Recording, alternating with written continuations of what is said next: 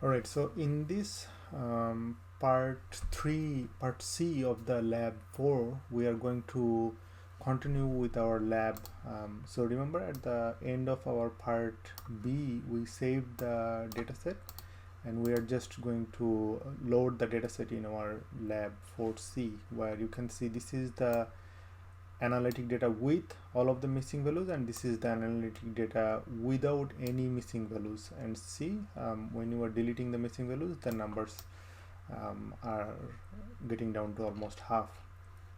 So let us prepare the data. So one of the points I want to make is that this dataset that we have created, this analytic means dataset that we have created, was created based on 3 different cycles of CCHS dataset, right? So when we are including 3 different cycles of the dataset, in each of these datasets there were some corresponding weights that were associated with projecting to the original population in that particular year. Say for example, CCHS 1 dataset was created surveying for 2005-6 population, say for example 2005, and what the weights are representing is that when you are trying to make a prediction about or conclusion or inference about a population, how can you map from sample to population, right? So in that sense, in CCHS 1.1, they were already giving the whole population for Canada, and then CCHS 2.1, they were also giving another version of the weights that were also projecting to the population. I might be wrong. In CCHS 1.1 is probably from 2003, CCHS 2.1 is probably from 2005, and CCHS 3.1 is probably from 2007. So in each of these years, weights were corresponding to the general population. So when we are combining 3 different years of data into one, we are actually getting 3 times the Canadian population. So we need to make an adjustment so that we can make the weights that are appropriate for 1 year only, or 1 year's Canadian population, not combining 3 different years population of Canada. Alright, so that is why we are going to divide the weights by 3 to make a appropriate adjustment so that our inference is still about 1 year of Canadian population. And obviously we are making this inference that it is somewhere, it is pulling all of the population to make that inference. And this is just about making sure whether your character variables are factor variables or not, and that is helpful for your table 1 package. Now in the weights, look at the weight miss. This is the original weight that you have, so that those weights vary from 0.39 to 2300, right? That means what? These averaged weights, there at least there is one person who weights 2300. That means that one person is representing this 2300 population. So obviously this is a person who is probably from a non-representative group, and that's why you are getting this high amount of representation from that one person. Right, so let me make a design first. Let me give it a name, wdesign0, and in CCHS data all I have is the weight. I do not have any cluster or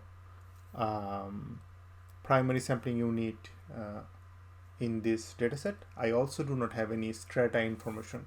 So all I'm going to do is I'm going to work with these weights. I also, in the public version of the data, there are no bootstrap version of the weights.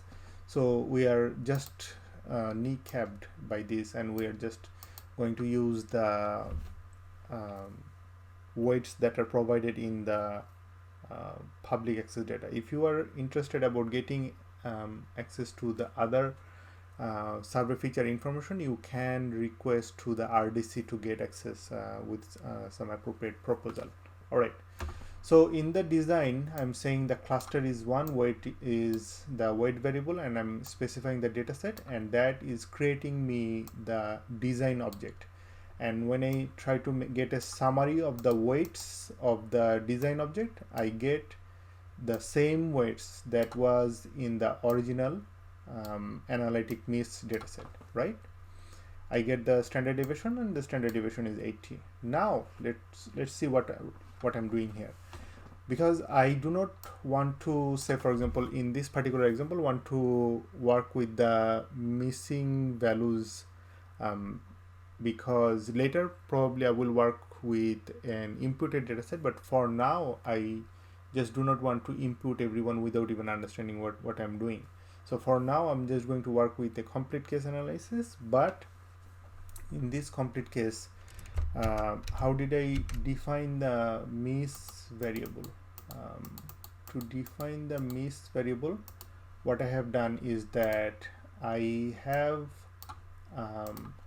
the original IDs from the analytic miss data, and also I have also the IDs from the analytic 2 dataset, which is the complete case analysis. And I see that in the original dataset, where I did not delete any subject due to missingness, these were the first 6 subjects, 1 2 3 4 5 6, so everybody was there. And this ID variable is something that I have included, so all the numbers should be in sequence. But when I deleted some patients due to some of the rows being associated with missing values, you see the number 1 and 2 is not there, number 4 is not there, because those patients were associated with at least 1 missing values. And I try to create a variable miss, and that miss variable is saying that everyone is 1 at the beginning, but if there was anybody who belongs to the non-missing or the complete case group, then assign a 0 there, right? So whoever is in the 0 group is the group who is not associated with any missing values. So in that sense, when I'm just subsetting the dataset using just miss equals 0, that means I only confine my analysis to the people who do not have any missing variables of interest in my dataset. And see, this is the design that I'm getting here. So the design is it is varying from 0.39 to 2384. But look at the standard deviation. That means some of the values are not the same anymore.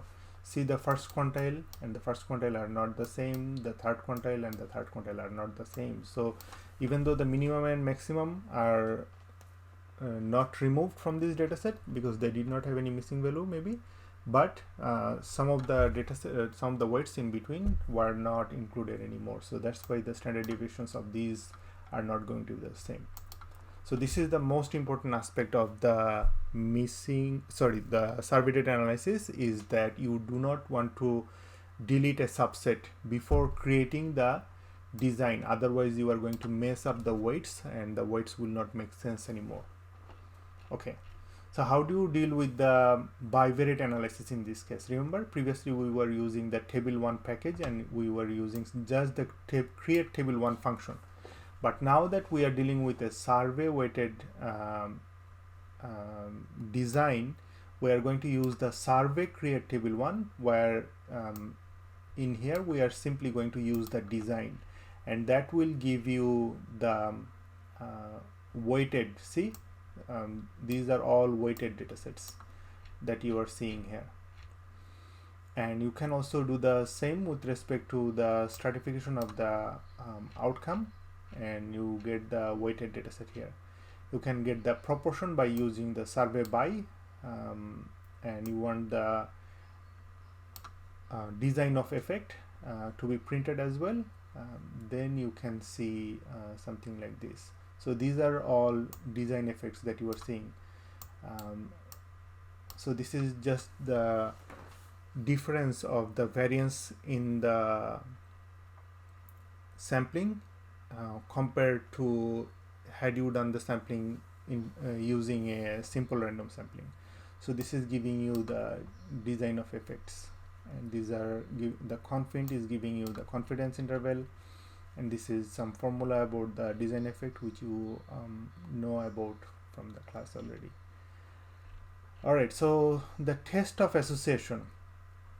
See, we want to use a chi-square to check whether there is any association between cardiovascular disease and osteoarthritis, because both of these variables are categorical or binary variable. We could easily use a chi-square test, but that would not be appropriate because now we are dealing with a survey weighted data where we have weights. So whenever we have these weights,